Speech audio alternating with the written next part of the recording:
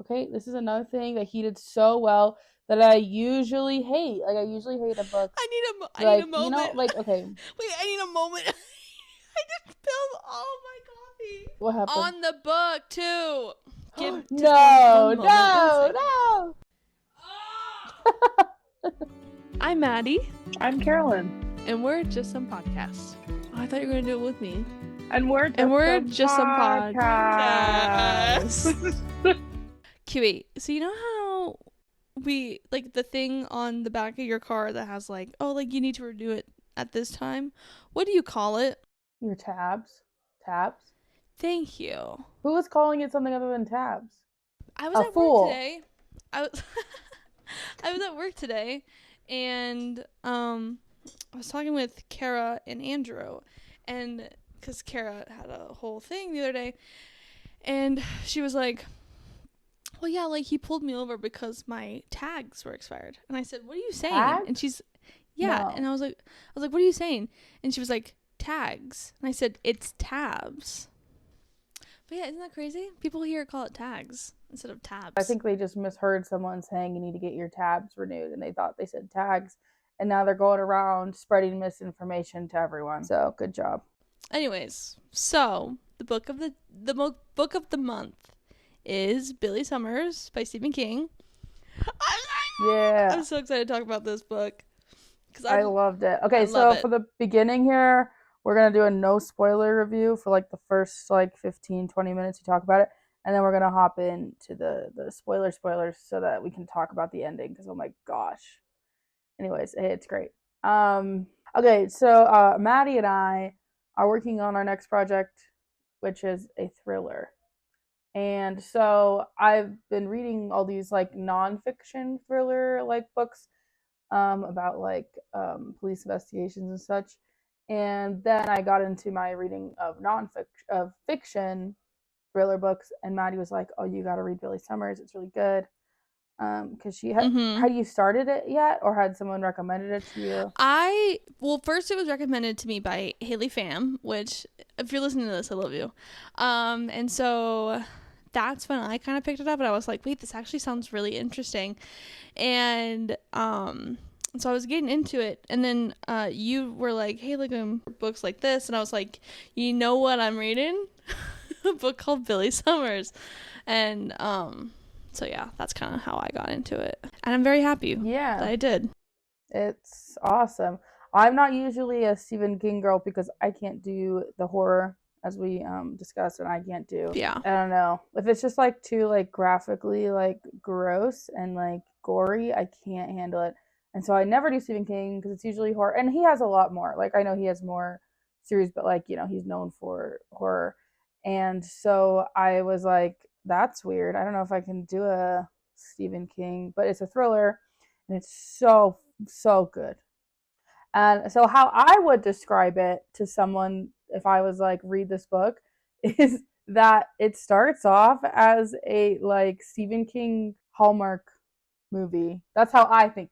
Because, okay, so we have Billy Summers, right, this character, and he's given, he's a hitman, okay, but he only kills bad people, and that's a big part of who he is, okay? And he is given this hit on this guy who's a bad person, quote unquote, and he is like, you got to kill this guy. Yes. But it's going to be in 6 months, which he's like, absolutely not. 6 months, like, that's a long time to like sit around and build a persona. But then he does, and then he starts to like fall in love with the people around him and has to like decide if he's going to do it or not.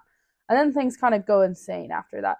But like, that is just so interesting. It's so funny to me because I'm reading this and I'm like halfway through and I'm like, Mady, this is like Stephen King's Homework book. This is hilarious in that way. Like, it's funny. I remember when I first started, I had a really hard time with the way he writes. He writes in a really interesting way where it's like he does like every single detail, like something like you wouldn't even really think about. Like, it'd be like, oh, he like walked to the fridge he like opened the fridge with his hand, and then he pulled it open with his hand, and then he reached inside and he grabbed the milk, and then he pulled out the milk and he closed the door with this hand, and like, you know, just like stuff like that where I'm like, bro, I don't care, like, just I feel like get to the point. I understand he reaches into the fridge to get milk, but that's just the way he writes. Like, he does it all the time.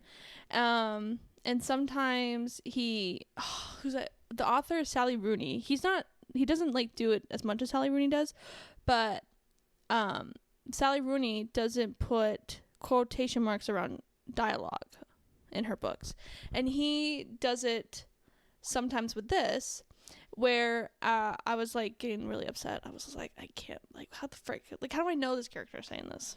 I'm not reading it, but I didn't also mind a lot of times it was like his. Oh, I remember when he did that. That was like different though, because I feel like when people don't use quotation marks in what's it called, in books, it drives me absolutely insane. And I listen to a lot of audiobooks, so it doesn't always bother me because I can't tell that that's happening because it's like a different voice. Yeah. Right, like the actor is doing a different voice. But I noticed he does that. So the guy, Billy Summers, when he is setting up his like persona character for the 6 months that he has to like pretend to be this like regular dude, one of the things he's doing is writing a book, which I always find is interesting. Whenever I'm reading a book, I'm like, oh yeah, this is written by a writer because the character's writing a book. Hello, whatever. Then he doesn't use quotations, so that part, yeah, he doesn't use quotations there. But I did want to read a section. Okay.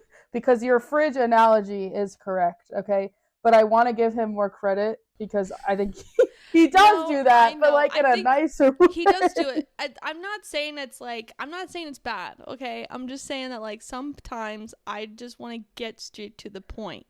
I might have been over dramatic, but he does it a lot. And there are times where I'm just like, we're so close to like an action part that like I just want to get to the action. I don't care about the fridge. Yes. Do you know what I'm saying? Yes, he does do that. Yeah, he does do. But yeah, he does do that. He does. But I found it to be really immersive. I mean, it's a long book.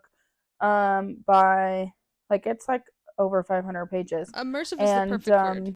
But I do find it to be like, oh, I'm really in the scene. I know exactly what everything looks like and where the character is like right now. Like if we were, but yeah, and some points when like there is like for the first, I'd say like 200 pages, there's so many times where I'm like, oh my gosh, I just want to get to what's happening. But I think he does such a good job of setting everything up. Like I think it's worth it. And it's like such a like.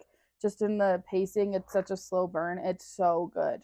And so good. And I really loved, like, I don't know. I mean, I know, like, we can't talk, like, about, like details or something yet. Won't do that. Till, like, we later. Won't talk about part 2. Yeah, but I will, I do want to say that, like, I love the way he wrote all of these characters. Because, I don't know. Like, I just think they're so interesting and they felt like realistic. Like I feel like sometimes in books where you're like, this person would never do this, especially a thriller or like a mystery, like you're like, this person would never do this, like are they stupid? But I believed all of the characters and like the actions that they took, and I don't know, especially Billy's character arc.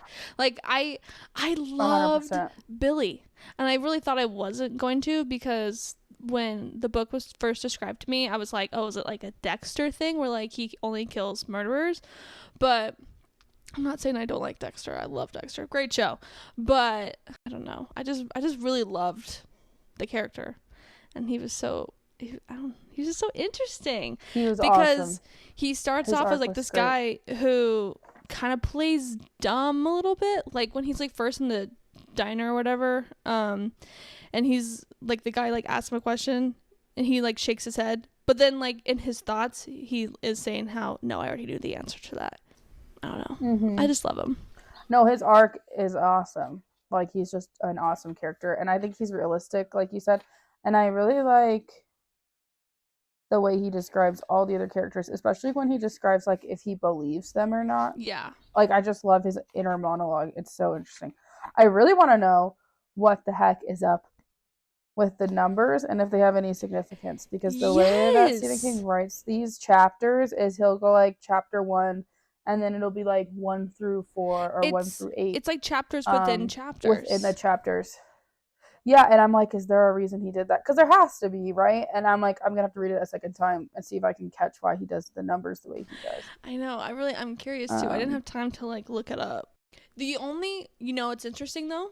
I did notice this. The only time he didn't do that was in chapter 23, which is when it's all going down. At that point, I was at theater, so I was listening to it through an audiobook. And that's what I was doing too. And so I would like go back and forth, and so I was like in between shows at that point, so I was like just listening to it as I was working, and I was like, this is a really long chapter, because usually it'll be like, oh, chapter whatever, and then 4 or 5 or 6 whatever, and then I was like, how come this isn't ended yet? And I looked, and it was like 43 minutes left of chapter. I know why, but we'll talk about it in a few minutes. Yes. Because it's definitely a huge spoiler. But I know why he didn't use numbers here. Because also, if you look in that book, it's a different font, which is important too, because he uses different fonts throughout, which is on purpose. So we'll talk about that in about 5 minutes. But yeah, it's so good. Oh my gosh, it's so good. It's just like very satisfying read, and the way that he reveals stuff about Billy's past is very interesting as well, because Billy, so when he's building this persona, he writes this book, and he decides to make it like a memoir about himself and how he became who he is, and that's kind of how Stephen King reveals to the audience like about what happened to this guy, and his past is very interesting. Read this book. It's amazing. It's incredible. We're gonna go into spoilers because I'm like, oh my gosh, I want to talk about it. Tell me about why he does the chapters within the chapters. I'm so curious. Okay, so spoilers are starting now. I think the reason why he does the chapters within the chapters is because it helps with the fact that he's writing a book. So like sometimes it'll go to a chapter that's actually a chapter of the book. And also, I think chapter 23 is this way because this is when Alice starts writing. I think it starts at chapter 3 or chapter 23. That's when she starts writing. Oh my gosh! Like I think that's all hers, because he doesn't write, because he can't write, because he stops writing once. Wait, you're so right. They see Bucky right before. So he stops writing when they see Bucky for the last time together. So then 23 is her beginning of her writing. And oh my gosh, the way my heart sank when Bucky turned to her and went, "Tell me what actually happened." I was doing the dishes at this point of the book, and I was like this. I was like, and Caitlin was like, "What's wrong? What happened?" And I said, "Caitlin, shut up." And she was like, "No, tell me what happened." I was like, "Shut up!" Like I was like, "Don't talk to me yet." Like, I need to figure out what this means. No, I was in the car and I literally screamed no in the car. I was like, "No, no." That's when I texted you. I had just parked and I texted you, "This book is the end of me," or "This book is ruining me." Yeah. Okay, but we kind of jumped ahead of ourselves there. Okay, so Alice was crazy. Alice was a huge, so that she doesn't even show up till halfway through the book. I was like, what? Like I was like, where's this going now? Because after he shot the guy like he's supposed to, right? And then Alice showed up. I was just like, no, Alice was a complete shock to me. I almost was like, I don't know if I can finish this book, because okay, so after he kills the guy, okay, things kind of go to hell. So like he shoots the guy like he's supposed to, and then he doesn't get paid, and he's freaking out, and then he's getting evicted by the fake apartment that he owns, and it's like a whole thing, and it's all in the news, and he's like, oh my gosh, what do I do? And this is halfway through the book. I remember being like, how is there this much left when he's about to kill this guy? Once again, I don't read Stephen King very much, so I'm not familiar with how much like is so unpredictable all the time, which I loved it. And then Alice is this 20-something girl who's like dumped outside of his apartment, and he sees her and he's like, what the heck, sorry mom, and he's like, what the heck happened to this girlie? And so he goes to like save her pretty much, and she's like been drugged and like essayed, and so he saves her. But like this whole time he's saving her, he's like, oh my gosh, this looks terrible on me. Like they're gonna think I did this, like all this stuff. But he saves her anyways, which is a huge character moment for him, because he thinks about killing her. He's like, I should just shoot her, or I should just leave her out there to die, because otherwise this is a huge mess. Yeah. And then she I think even Alice realizes it because she's like, did you save me because I remind you of your sister? And he was like, I think, or is it because you felt bad? Oh, I forgot what the line was, but he was like, yeah, it was because of her, and it was because like you're this poor girl in the streets, like, oh, such a gut wrench. He like when after he killed the guy, I remember being like, I'm like a third in this book, so like what's supposed to happen? Like, because I thought. Because like for the whole, because like for the first, couple chapters, he's like building his life after. So I was like, the shooting has to take place later. And then, no, that's not what happened. He like just kills the guy. And then he's like, okay, well, I guess I have to stay in the city, so they don't catch me. And then that's when he meets Alice. And then I was like, is this like a romantic interest kind of thing? She was trying to go for it. For sure. And he's like, no. And he's like, no. Yeah, she was super into him.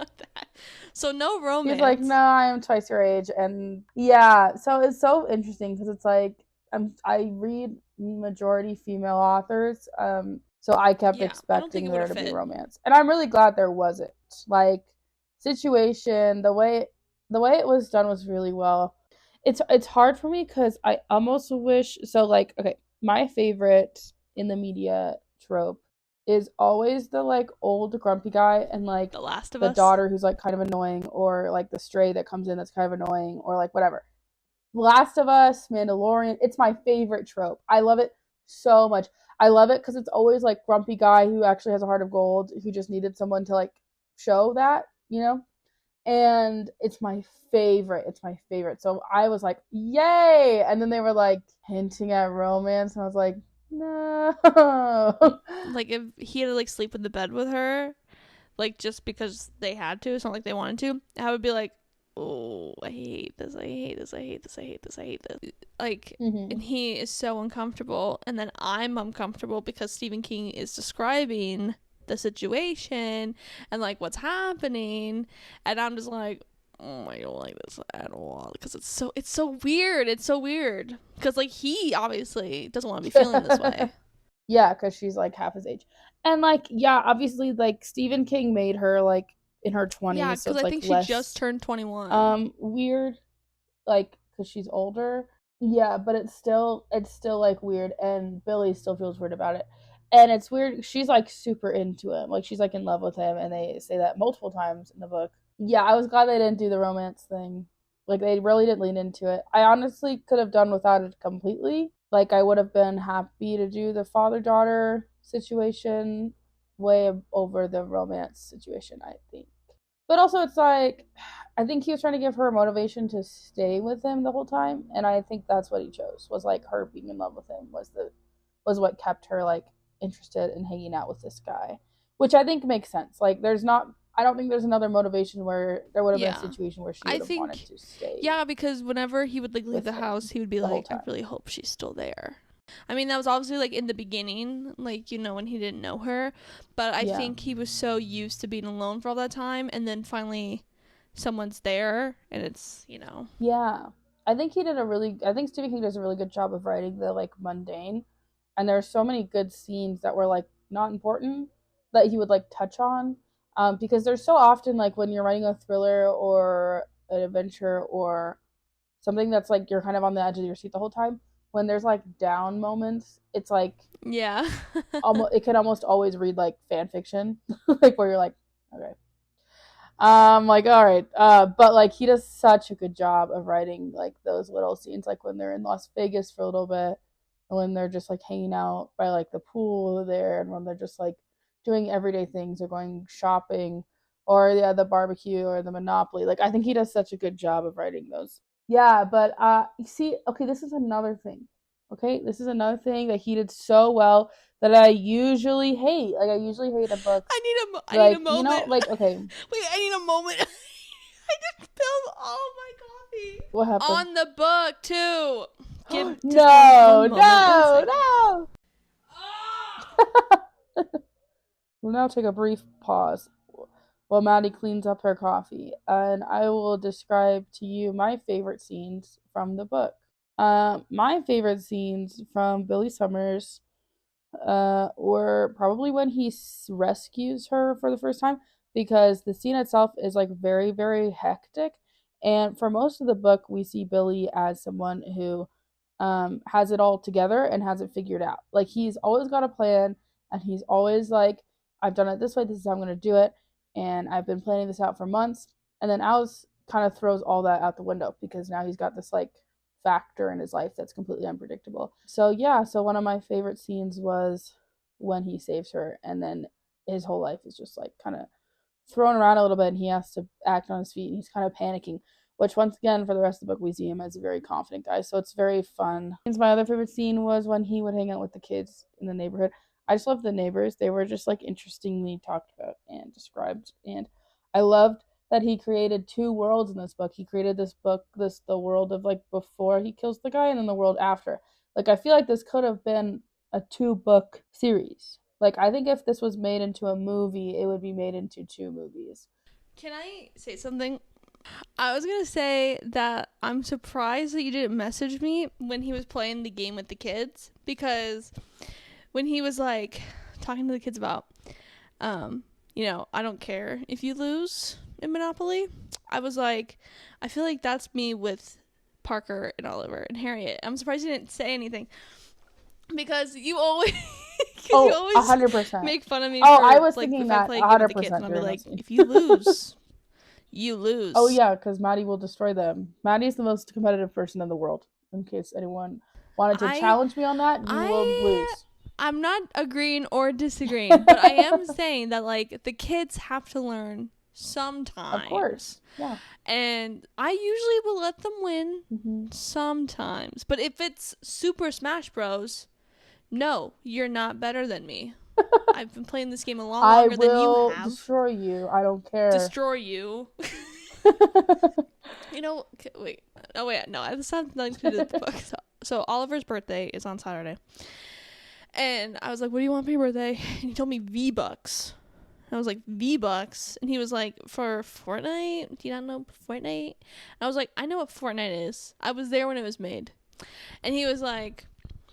I was like, I was playing that when I was like on the phone only. So do you know how to play Fortnite? And I was like, yeah. And so I was like, I bet I can win. And he was like, okay.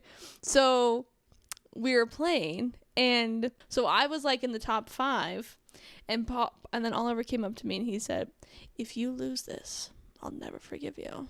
And I said, that's a little dramatic. And I won. And they lost. I won and they lost. I was waiting for that. And you know what? That's okay. Hilarious side note, when Mady and I were in high school, we both did theater, and there was one show that people were playing Fortnite so much in the wings of the theater and on backstage of the theater that it was interacting with the mic system. And so everyone had to turn their phones in. And I just think that's so funny. I really did not care for any of the military scenes, to be honest with you. But I know, like, they're important. But because he served in the military, so like part of his writing the memoirs, he'll like show scenes from when he was in the military, and it's like important because it shows how he became who he is. Those were the ones that I was the most like, oh my gosh. I did get a little teary eyed at real stuff. One of the last ones, like when he goes in the fun house. Oh yeah, that I know which one you're talking about. I literally was that one's really tough. Reading it at work. So for those who don't know, I work at a theater, and right now we're doing Waitress the musical, and there's a song in the musical called "She Used to Be Mine," which is a really sad song.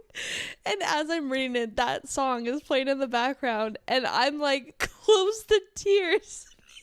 Because this woman is singing about her life and all this stuff and everything she's lost, and I'm reading about this guy who's like losing people, and I was not having it. I was not having a good time, but it was so funny. It was so funny. See, once again, reading Stephen King, I was like, dang it, he is definitely going to kill off his characters. because like I'm used to reading kind of like mushy, cushy, romantic-y, where it's like the authors are like scared to kill off their characters. Like this is gonna be 25 books, so I have to keep these characters. I'm like, shut up. So I was like, so I'm thinking like as the events are unfolding, I'm like, oh, he won't die. And then I was like, oh wait, this is a Stephen King book. He is most certainly going to die. Well, I really thought he was gonna kill off Alice. But yeah, because towards the end, when they're at that place trying to, threaten the guy, trying to get his money, and freaking Marge, when she shoots, I thought she was aiming for Alice. That's what I thought too. I thought that Alice was gonna die. I was like, Alice is dead. She's died. Like when they got to the compound, she's gonna die, and then Billy's arc is just gonna go crazy, and like he's just not gonna love anything in this world ever again. No. That's not what happened though. No. So. I was really sad that Billy died. So I thought, so my first reaction when Bucky told her that like, okay, so tell me what actually happened. At first I was like, oh, do they get together? Like, is what actually happened that she like runs after him and she's like, no, like whatever, don't leave. Because in the first ending it's like he leaves her and it's like go find a better life pretty much. But no, because then like 5 seconds into that thought I was like, oh no, he means like he's dead. And so then I was like, no, and then we had to relive the whole thing again, but now he's dead. That was rough. And I think it was really well done. It was really realistic. Like, all of it was really well done. Because I think in her head, that's what she wanted to happen. Like, I think in Alice's mind, she would have wanted him to live instead of, like, live and leave her instead of dying. Why I think that, yeah, she starts writing at 23. Let me see if the font changes after 23. Okay, yeah, so 23 is all in a different font. I freaking coffee in my book now because I spilled it. So yeah, so 23 is all different font, and it's the same font that he uses when she drives. When he's writing, it's that font.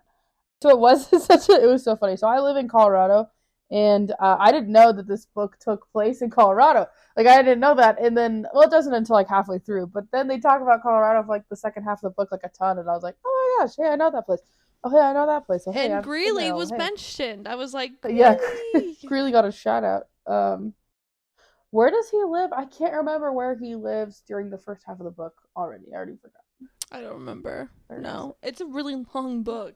There's so much that happens. There's just so many characters that like exist in their own bubble almost. Like, it's very interesting. Like, because he is like balancing all these different fake lives that he has to like keep his hitman job under wraps, it's so interesting because it's just like he's trying on all these different characters. This book was one that I was like, oh, this was written so that he can make a movie out of this book. Like, that's how I felt when I was reading it, because like it could so be a film. And I wonder when it will be, because it is fairly new. It's like 2023. Yeah. No, 2021. Okay. Really? Yeah. That's 2021? That's when we released it. Oh, okay, so soon? Question mark. Okay, so also this cover, which is a new cover, this isn't the original. It's page 130, and I'm gonna look it up and see what happens on that page that made him choose that one as the cover page. I know. I looked it up to see if it matched, and it does not match, unfortunately. But oh, it doesn't. So he just put a random number on there. Oh yeah, it doesn't. It doesn't match. That's so sad. Hey, why'd you do that? I'd almost give applaud to the marketing team if they had chosen to do something cool with that, but they didn't, so no applause for you. Actually, I hate this book now. Never mind. But yeah, they did a really good job, and like a little bit of a trigger warning here, and because this book does talk about like SA and violence, and like there's just like a lot in it that could be triggering and PTSD and stuff. So I think the way he went about writing that and her response to it, like Alice's character having panic attacks like really bad for the entire, it was just really well done. I was like, oh my gosh, like it was just well described and well like talked about, and I thought I did a really good job with that. So you said you listened to the audiobook as well. So I listened to the audiobook. I think I only read a few chapters on the book, but because I was like, I had road trips this summer and stuff, so I was listening to it a lot the majority of the time. Did you listen to the Audible one? No, Or I do you did use Spotify. do you use the library one? I do Spotify. Does Spotify have the? Is it the same reader? I don't His know. last name is Sparks. Wait, see if you could look it up. So. His last I name think is it Sparks. is Spark. Yeah, I think so. Okay, He had so great here's the voices. thing. Great voices. He had great voices, and let me just say, he sounds okay. So he does different voices, obviously, and he does a different voice when it's him writing versus when it's Billy's head in the present. And when he's doing Billy's voice in the present, he sounds like Pedro Pascal, and that's all I could think about. Yeah. Like, he sounds just like Pedro Pascal, and I was like, oh my gosh, Pedro Pascal, okay. So I loved that. Hey, I loved that. If Pedro Pascal if he does any audiobooks now, I'm going to look this up because I'm about to listen to all of them. I didn't do like a ton of the audiobook. It was more like where's the book? I did like maybe 200 or 300 pages, and then when I was like driving to and from work, I would listen to it as I'm at work, like in between stuff. I'd be reading it. And I have like a little tool belt for theater because I'm in wardrobe. So I have like my paperwork and like my notepad and, like pens and, safety pens and stuff like that. And all in my little tool belt.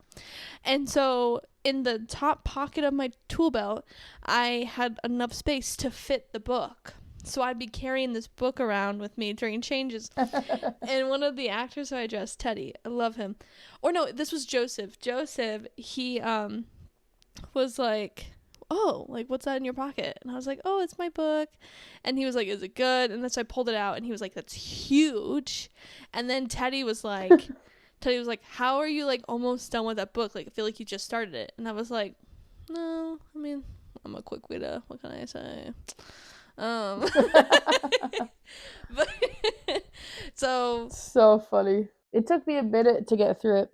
It took me a while because I had started it like as a book, and then I got the audiobook because Zach and I were driving to Washington from Colorado, so we had a long time in the car. And then we ended up listening to the book, and then I was like, I don't want to listen to it without him if he's interested in the book. And then finally I was like, I have to read this because Mady and I are doing it for our November book, so I then read all of it. I know on my audiobook. I was reading it and I was like, I'm just not in the mood to read this at the moment. Like I'm very much a mood reader, for those who don't know that about me. And so I was like, I know I'm not going to enjoy this book if I have to continue it. So I just need to like knock out something. So I read like a 200-page Regency book. Loved it. It was great. 4 stars. And then I got back into this one, and then I finished it. What rating would you give this book? I gave it a 4.5. Like 5 stars. It's where it's like, I will remember this book for the rest of my life. I would think about it every single day. 4.5 I felt like was really good because there were certain parts of the book where I was just like, I don't care. Like I was just like, I don't care. Like just whatever. Like what I was saying about the fridge.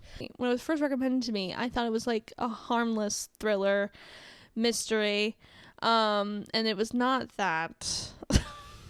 which is fine, but I was just like, I don't think like a 5-star to me is I'm gonna reread this book one day, like 5 stars to my favorite fantasy series ever. I go back to it all the time because I always think about it. But like for this one, I probably will put it on my shelf and admire it every once in a while, but I won't pick it up and be like, I'm gonna reread this whole thing. Yeah, so I did give it a 5-star rating. That's good. I'm happy that you did. I also think I'm like very generous though. I almost always give things like, I'll go see a movie, I'll get out of the theater, I'll be like IMDb, I'm like 10 out of 10, it was excellent. And then like a week later I'll be like, was it? That was fine. But in the moment I'm like, that was so fun. No, like I'm not like a mean Goodreads reviewer, because like I remember talking to Raquel about this, who's a coworker at the theater, and she was like, oh yeah, like I'm not afraid to like rate a book 1 star. I would be too. I think like it's I think if you don't finish the book, then you can't give it 1 star. Like that's what I think. I think you gotta finish the whole thing and then say, okay, 1 star. But if you only read like 2 chapters, it's no. I think I'm a good rater. Like 1 star, I think I've told you this, where it's like 1 star congrats, you wrote a book. 2 is you wrote a book, congrats, I kind of liked it. 3 is I mostly enjoyed it. There are a few parts where I'm like, but like I really did like this book. 4 stars is I really loved this book, but I will probably forget about it after, like I'll probably whatever. 5 star is I'm picking this up again. I loved it so much. I'm telling everybody. I'm walking in the street with a sign in a bullhorn being like, this was the best book I've ever read in my life. That is that series right there. The Winter's Promise series. I will talk about that book till the day I die. The reviews are like so mixed on this book. Well, I'm just reading the bad ones because the bad ones are always like are funny. One of the bad ones said this book goes on and on and on, and when it possibly couldn't go on and on anymore, it switches to a different plot that then goes on and on and on. Which is funny. See, I don't feel that way. I feel like I was on the edge of my seat the whole time. So funny. But hey, nice work. I feel like I was too. Like there were points where I'm just like I was like, oh, I did not see that coming, and that's what that's what a good thriller. Like you don't see what's gonna happen. In the book where I was like, okay, I'm over this part, but like that only happened like 3 times, and that was always when he's talking about like the military stuff, because military stuff's fine, and like it needed to be there to describe Billy. Like I understand that, but like we always feel that way about most exposition. Like usually exposition in a book, you're like cool, but I do want to get to the action. You know what? I also had a hard time with like the apartment stuff, like when he's in there with Alice. Like I liked Alice, it was just like you're in that apartment for way too long. Like I understand why he was, but I was just like, come on, Mr. King, let's move this along. Yeah, I did think that they were in the apartment a long time, but I liked the side quest. I was like, this is an interesting side quest. Like I was into it, so I was like, side quest. I'm going to the grocery store. Do you need anything? Was hilarious in a Stephen King book. I was like, oh, hey, I'm going out. You need anything? I just kept expecting him every single time that he said he was leaving to like actually leave her there. I kept thinking like, oh, he's gonna leave for real this time. Yeah, and even she felt that way too, because she was like, so are you gonna come back? And he's like, yeah. Why would I leave you? That's why when she was, because I guess I didn't even realize that that's like when she started writing in chapter 23, but that was like the point where I was like, is he really going back on his word? Because the entire book he's like, no, I'm not gonna leave you behind, I would never do that to you, whatever. And then he leaves, and I was like, he literally just went back on his word. And then we find out, hey, that's not actually what happened.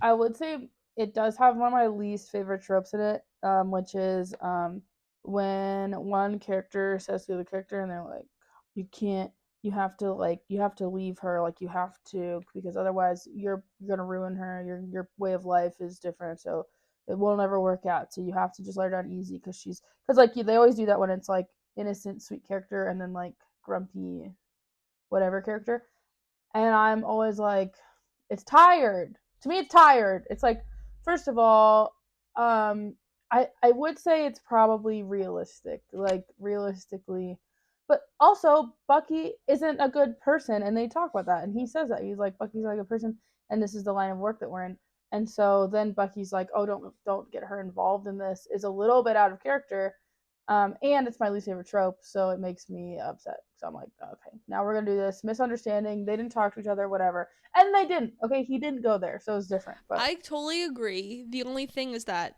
I also agree with the book, because I was like, she should leave, because she's gonna become a criminal, and then her whole life is ruined, and then she is kind of stuck with these people. But also I was like, I hate that trope too, because it's always in a mafia book, and I'm like, it's always mafia romance where they're like, no, it's a different world. It's always mafia romance. No, but I was just, it's a different world. But I was like, I get it. Like, I agree with him, because if she does stay any longer, then she's probably going to lose the life that she could have had, because now she's kind of going into becoming a criminal. It's not like she had a life before, though, because of that whole thing with her mom and her sister and like the business school. But I mean, he was like you should go do that instead of going on these adventures with me to go That kill was another people. one of my things that I think, okay, so maybe I have to give this book a 4.8, I guess. But that was another thing that fell flat to me, and it happens a lot of time with men writers writing women. And it was like she has no other aspirations or other things she wants to do except for this, so it's fine. And like it's a loophole, and it's kind of lazy because it's like you could give her a completely different life and then this be a sacrifice. Like she has to choose. But instead of giving her a choice, it's, oh, she doesn't have anything going on. And I'm like, okay. Like, there's no way. Yeah. Like, there's no totally way. Like, agree. she would have a friend, even if it's just like one close friend, she would have a friend or an apartment she's paying rent to or something that would be like, okay, I have to give all that up. And like, that would make her character way more complex, especially because those boys and he's very clear about this, those men took it from her, you know? And then that's a huge different thing. And then we have a completely different character. And instead it was like, I don't have anything going on and I'm in love with you. It's like, okay. I think it's also the factor of, I mean, again, she doesn't have anybody. And then this guy who saves her and is like willing to help her, I think she wanted a friend, or she wanted like something to kind of like fill that void, and he just happened to be there. And he even mentioned it in the book where he was like, have you ever heard of Stockholm Syndrome? And she's like, no. He says that a ton in the book. He's like, she has like, Stockholm Syndrome for sure. Yeah. And it's, yeah, totally. And she's like, no, I never heard of that before. And he's like, well, you're experiencing well, it guess right what? now. Your test He's subject like, 0. Okay, it's you. He's like, I didn't kidnap you, but you're not leaving. And it was like that guy, TikTok audio where she's like, oh, are you kidnapping me? And he's like, no. Can I leave then? Oh, no, you can't. Like that one, you know what I'm talking about? That was this book. Yeah. Mafia romance. No, it wasn't. And I'm glad it never went there, because I think if it had, I would have like put the book down. I think I would have been like, nope. Because it's like, so I think he did a good job delicately saying that. I think when she says that he loves him, I was like, shut up. Like, cause that was one moment that I was like, I don't know. When she's like, I love you, when she goes back into her hotel room, I'm like, first of all, like, y'all haven't had any, I mean, it's also hard though, because this is also like life or death situations, and those like bind you really close really fast. And they're spending all this time together, like weeks together, just the two of them. So it's like, I guess it's realistic then. I guess that's fine. Also, I was gonna say it was just really satisfying at the end where he gets the bad guys, all of them, who like treat him bad. It was a good ending. Like, I thought everything came to fruition in a really cool, interesting way. And yeah, it was good. Another I'm just so, I don't think I can pick up like romantasy for a long time. I'm just like destroyed by it, like, because I'm tired of it. And I was really happy because this is like our main character is a dude, and not once is like his abs described or his hair color. I mean, like, only when it makes sense for the story, like when he's in disguise. And I was just like, I'm so glad we're not doing this. Because I don't think I can do it again. I don't think I can pick up another book where there's a whole chapter dedicated to what this man looks like. No. Well, my thing was like, because like when I read a book, I kind of see like a movie in my head, you know, like I'm picturing, yeah. And so I usually picture myself as like the character, because that's what I, you know, whatever, because it's usually a girl. But with this time I was like, who the frick do I picture? So the entire time I pictured Hugh Jackman. That's so funny. I just pictured Pedro Pascal because that was the voice actor. Like, that's what the voice sounded like. That's nice. It sounded like Pedro Pascal, so I was like, oh, okay. No, I pictured Hugh Jackman, specifically Wolverine. I don't know why, but that was like the only picture that I could think of. I was like, that's so funny. Like, he just gives me Wolverine vibes. I think another one that you might like, I have not read this book, so I can't say if it's good or bad, but it was also recommended by Haley Pham. And it's another Stephen King novel. It's like 11 something. I forgot what it's like numbers. It's a date. And it's a time travel one. Oh. But it's look it up. Interesting. I have not read it though, so if it's bad, then you can't get mad at me. But well, this is the second book I've read from Stephen King. Misery, so good, so good. This is what people said is his best book. That's what it says here. Really, Billy Summers? Mm-hmm. No, Misery. Or Misery. Yeah, Misery is like one of the best. It's I can't breathe. It's so good, Carolyn. I think the last time I read it was yes, you watched the movie. You told me about this. Okay, that looks so good. I just read the little description on the thing. It looks awesome. You need to. It's one of the most. It's such an interesting concept, and she's evil. She's so evil. Like, especially the movie too. Great fall movie. That was, take it back. But want to give a little synopsis? Like, there's like the plot. Oh, I'm gonna throw up. So basically, there's this guy, and he is an author. Of course, they're always authors.